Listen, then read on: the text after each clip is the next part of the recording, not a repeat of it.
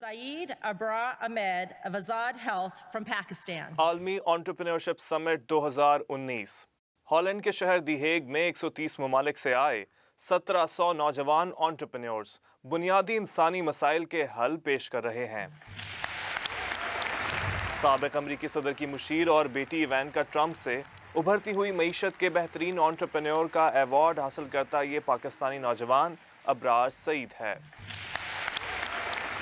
GES global entrepreneurship summit में मैंने सबसे पहले अप्लाई किया था global innovation through science and technology. It's a US department की तरफ से एक ऑर्गेनाइजेशन है जो कि ग्लोबली एंटरप्रेन्योर्स को सपोर्ट करती है। वहाँ पर हमने पिच किया, उनको अच्छा लगा, जजेस ने हमें बहुत अप्रूव किया, बहुत अप्रिशिएट किया, तो हमें फिर अवार्ड दिया गया outstanding entrepreneur from emerging economies की तरफ से। दुनिया की तवज्जो का मरकज बनने वाला ये आइडिया आज़ाद हेल्थ प्रोजेक्ट है, जो मरीज और इसके अहल खाना को कागजों पर प्रिंट शुदा मेडिकल टेस्ट नताइज संभाले रखने की झंझट से आज़ाद करता है। अबरार के पास तबी मालूमात को फिंगरप्रिंट में समेटने की सलाहियत मौजूद है।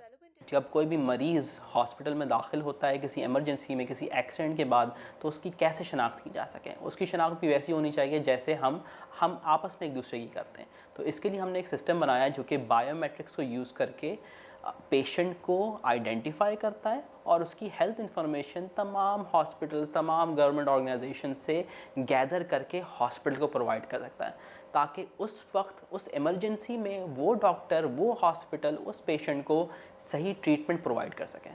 2020 में कोरोना वबा ने बायोमेट्रिक के जरिए मालूमात के तबादले की राह में रुकावट पैदा कर दी, लेकिन अबरार ने इस बहरान को भी मौके में तब्दील किया और इस बार आज़ाद हेल्थ को फिंगरप्रिंट के बजाय महज पलक झपकते ही तिबी मालूमात के तबादले के काबिल बना दिया।